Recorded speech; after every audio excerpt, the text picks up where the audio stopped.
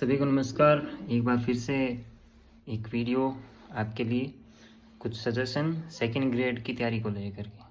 ठीक है, कुछ कमेंट्स जो आए थे भाई बंधुओं के कि सिर्फ़ और सिर्फ सेकंड ग्रेड को लेकर के जो आगामी 2025 में प्रस्तावित है, तो उसके संबंध में एक मतलब डेडिकेटेड वीडियो जो है वो बनाया जाए। तो उसी को लेकर के मैं कुछ बिंदुओं पे आज चर्चा करने जा रहा हूँ आपके साथ में। उम्मीद है कि आप उससे थोड़ा सा अपनी राय जो है वो बना पाएंगे। तो देखिए, जीके के बारे में मैं बहुत बार बात कर चुका हूँ। हम जीके और सब्जेक्ट दोनों को लेकर के इस वीडियो में बात करने जा रहे हैं।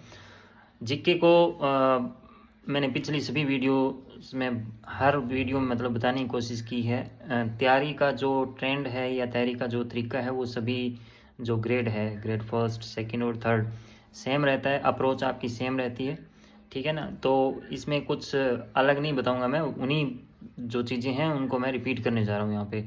देखिए, सबसे जीके में जो है या इंग्लिश दोनों की बात करें तो आपके पास में सबसे पहले जो चीज़ है वो है आपका सिलेबस। ठीक है, आपको आपका सिलेबस अवगत होने चाहिए आप उनसे कि मेरे सिलेबस में मुझे क्या क्या पढ़ना है। ठीक है, तो जीके में आपको एक गाइड जो मैं आपको बताता हूँ हमेशा, मैंने जो है वो मतलब नाथ गाइड का बहुत बार जिक्र कर चुका हूँ, तो थोड़ा बोर्ड लगता है उन चीज़ों को बार बार मैं जब आपको बता रहा हूँ। तो कोई भी गाइड आप ले सकते हैं, मार्केट में बहुत सारी गाइडें जो है वो उपलब्ध हैं। और देखिए, जो स्कूली जो बुक्स हैं उनको मैं बहुत ज़्यादा रिकमेंड नहीं करूँगा, ठीक है ना। क्योंकि वहाँ पर आपको क्या होता है कि नो डाउट क्वेश्चन बन जाते हैं, कोई दिक्कत नहीं है, लेकिन वो जो क्वेश्चन है ना वो आपकी गाइड में भी आजकल सारे के सारे जो है वो समाहित करने लग गए हैं। तो मैंने जो महसूस किया वो ये था कि आप एक या दो बार उनकी रीडिंग लगा करके जल्दी से गाइड की तरफ अगर सर हो जाएं, जितना जल्दी हो सके उनको लेकर के नहीं बैठे। और उनको मैं कम जो रीडिंग है वो इसलिए मतलब दे रहा हूँ कि जब आप उनके जो बुक्स होती है, स्कूली जो बुक्स होती है, तो उनके अगर आप 100-150 पेज पढ़ लेते हैं तो उनमें उतने ज़्यादा क्वेश्चन उभर के नहीं आते जितने कि आप गाइड के 100-150 क्वेश्चन पढ़ते हो। तो ठीक है ना, कि आप पढ़ ज़्यादा रहे हो लेकिन क्वेश्चन जो है वो आपके कम प्रिपेयर हो रहे हैं। बेसिक क्वेश्चन आते हैं, नो डाउट, कि मैं ये नहीं इसको खारिज कर रहा कि आपको पढ़ना ही नहीं है या उनमें से क्वेश्चन नहीं आते, नो डाउट क्वेश्चन आते हैं और मैटर भी अच्छा होता है। लेकिन ये है कि आप उन दोनों चीज़ों को पैरेलल ना चलें कि स्कूली बुक्स को भी आप उतने ज़्यादा महत्व दे रहे हो जितना आप गाइड को दे रहे हो। तो आपको जल्दी से उनकी जितनी आप मतलब आपको, अगर आप फ्रेशर हो, अगर आप बिगिनर हो, तो मतलब 2 महीने, 1.5 महीने, महीना भर जितनी भी आपकी मतलब योग्यता है उसके साथ जिस जो आपकी स्पीड है उसके अकॉर्डिंग जो है आपको जल्दी से जल्दी उनको एक रिदम के साथ में पढ़ देना है। ठीक है, और मेरी जहाँ तक जो अप्रोच रही थी वो मतलब असली जो जर्नी है वो मेरी अप्रैल 2020 से, यानी जब लॉकडाउन होता है तो पहले मैं एक निजी संस्था में पढ़ाने का कार्य जो है करता था। तो जब मार्च में स्कूल क्लोज होते हैं तो वहाँ से थोड़ा सा जो रीट की जो सुगबुगाहट है वो आ रही थी कि रीट की बड़ी भर्ती जो अब आने वाली है। तो अप्रैल में मैं लेकर के बैठ गया था और मैंने शुरुआती वही स्टेप जो सभी का होता है कि स्कूली, क्योंकि ज़्यादा कुछ था नहीं पढ़ने को, तो स्कूल की बुक्स है वो मंगवाई गई। और साइकोलॉजी के लिए मेरे किसी दोस्त ने मतलब प्रभात की बुक मुझे बताई गई थी, क्योंकि वो सूरतगढ़ की जो कोचिंग संस्थाएं हैं तो उनसे वो जुड़े हुए थे। तो उन्होंने जो वहाँ पे चल रहा था वो मेरे को सजेशन किया कि आप एक लक्ष्य गाइड ले आएँ और प्रभात के लिए, लेकिन लक्ष्य को स्टार्ट करने से पहले आप जो है वो 6ठी से 12वीं तक की जो है रीडिंग लगा दें। तो मैंने जल्दी से 2 राउंड उसके कंप्लीट किए थे और उसमें मैंने जो है वो सीटिंग मेरी थोड़ी सी बन गई थी शुरुआती दिनों में। तो साथ में सीटिंग बन गई और साथ में थोड़ा सा बेसिक चीज़ों से वो हम अवगत हो गए। उसके बाद में मुझे यही बोला गया था कि जो सूरतगढ़ का जो तैयारी का सिस्टम होता है आप सभी उनसे मतलब वाकिफ़ हैं। 6 राउंड थ्योरी जो है मेरे दोस्त ने मतलब बताई थी कि हमें इस तरीके से सूरतगढ़ में तैयार किया जा रहा है। तो उसी को मैंने घर बैठे, क्योंकि मैं बाहर नहीं गया हूँ और ना जाने का इच्छुक था, तो 6 राउंड थ्योरी में मतलब उन्होंने बताया था मेरे दोस्त ने कि पहली बार जब आप रीडिंग लगाते हो तो आपको सिर्फ थोड़ा सा हिंट मिलता है कि आप क्या पढ़ रहे हो।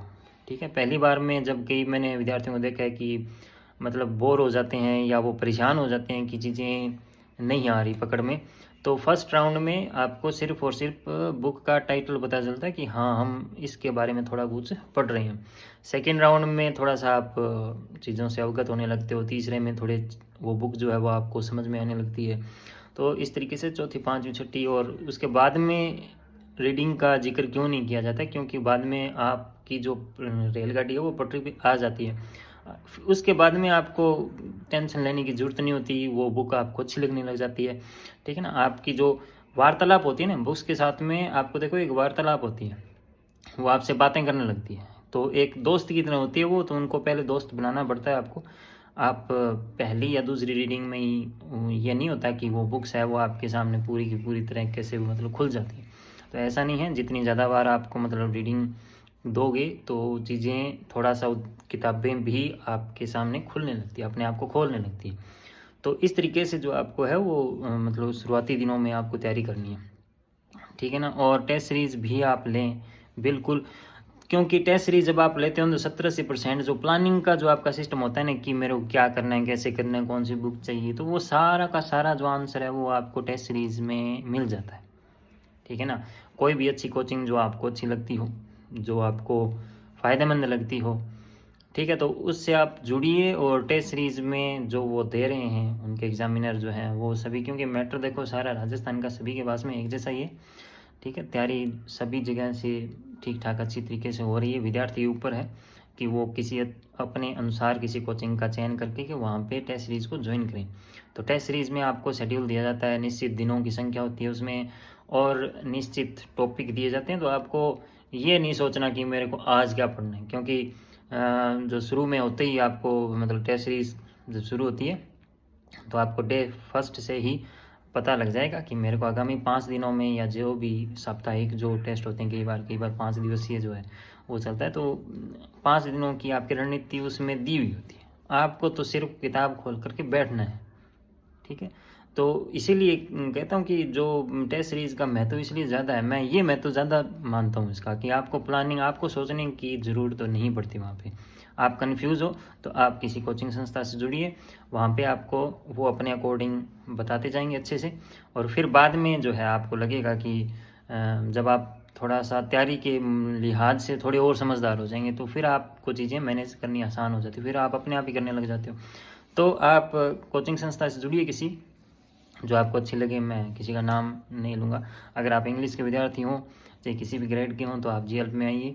और फर्स्ट पेपर की भी यहाँ पे टेस्ट सीरीज़ वगैरह चलती है। तो अगर आप SST या इन किसी सब्जेक्ट के मतलब GK फर्स्ट पेपर की तैयारी करने जा रहे हैं तो आप मतलब यहाँ से कर सकते हैं। और दूसरी बात जो है वो जैसे मैंने अप्लाई की थी शुरू में, जब मैं किसी कोचिंग संस्था से जुड़ा हुआ नहीं था, तो क्योंकि मेरे को वो बात समझ में आ गई थी, क्योंकि जो सूरतगढ़ में चल रहा था ना, जो मेरे दोस्त कर रहे थे, तो वहाँ से मेरे को फीडबैक मिल रहे थे। तो वही सेम सिस्टम मैंने घर पे अप्लाई किया था कि सुबह उठते ही, मान लो साइकोलॉजी की बुक प्रभात की मेरे पास में थी, 3rd ग्रेड वाली, जो उस समय रीड थी। तो वहाँ पे क्या होता था कि सुबह उठते ही मतलब मेरा ये रूटीन काफ़ी महीनों तक चला था कि साइकोलॉजी की एक यूनिट आपको करनी है। शुरू में फर्स्ट और सेकंड यूनिट, उसमें 2 बड़ी यूनिट थी मान लो, तो वो आधी आधी करता था। ठीक है। और फिर वो जो तीसरी, चौथी और 5 यूनिट है उनको मैं एक एक दिन में कर देता था। तो ये रूटीन मेरा रहता था। बाद में जो GK अलग जो जितने भी टाइप के हैं वो टॉपिक्स हैं उनको मैं करता था। तो इस तरीके से वो मेरा रूटीन रहा था। उसमें साथ में लैंग्वेज को, इंग्लिश को, उसको भी मैंने किया था। और सेकंड ग्रेड में जो मैंने तैयारी शुरू करी थी वो वैसे तो GL में 2021 अक्टूबर में जुड़ा था, तो सब्जेक्ट मेरा तैयार हो रहा था, लेकिन रीट रद्द होने के बाद में सेकंड ग्रेड को अपना लिया था मैंने मार्च के अंदर, मार्च 2022 में। तो लगभग 9 महीने और एक वो रद्द होने के बाद में एक 40 दिन हमें और पढ़ना पड़ा था। तो लगभग 10-11 महीने का ये सिस्टम या जर्नी रही थी। तो उसके अंदर हमने क्या किया था कि शुरू से ही टेस्ट सीरीज ली हुई थी, तो मेरा कोई ऐसा कोई सोचने का मतलब या टाइम वेस्ट अदर चीज़ों में करने का कोई मौका ही नहीं मिला। ठीक है ना, क्योंकि मुझे शेड्यूल मिल रहा था और शेड्यूल के अकॉर्डिंग मैं अपने आप को प्रिपेयर कर रहा था। तो जो है शुरू में थोड़ी सी दिक्कत आई थी। ठीक है ना, क्योंकि शेड्यूल पूरे नहीं होते थे। तो पूरे वो 2-3 महीनों के बाद में जब सेकंड राउंड या थर्ड राउंड आया ना, तो उसमें फिर वो चीज़ें कंप्लीट होने लग गई। ठीक है। तो इस लिहाज से मतलब ये सेकंड ग्रेड की तैयारी को आप थोड़ा सा शुरू कर सकते हैं। और टेस्ट सीरीज़ को मैं ज़रूर रिकमेंड करता हूँ। टेस्ट सीरीज़ से ये जो मेरे से आप सवाल जानना चाहते हो, इन सवालों के जवाब आपको मिल जाएंगे, ठीक है ना। आपको प्लानिंग जो है वो शेड्यूल टेस्ट के द्वारा आपको मिल जाती है, आपको उसके ऊपर चलना है बस, ठीक है। चीज़ें आपको तैयार करनी है और कुछ नहीं करना।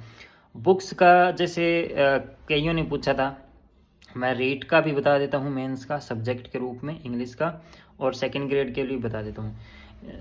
थर्ड ग्रेड के लिए जेएलपी की जो बुक है वो आती है, आपको इसमें सब कुछ मिल जाएगा, तो वो आप ले सकते हैं। इसके अलावा मैं और कुछ रिकमेंड नहीं करूँगा।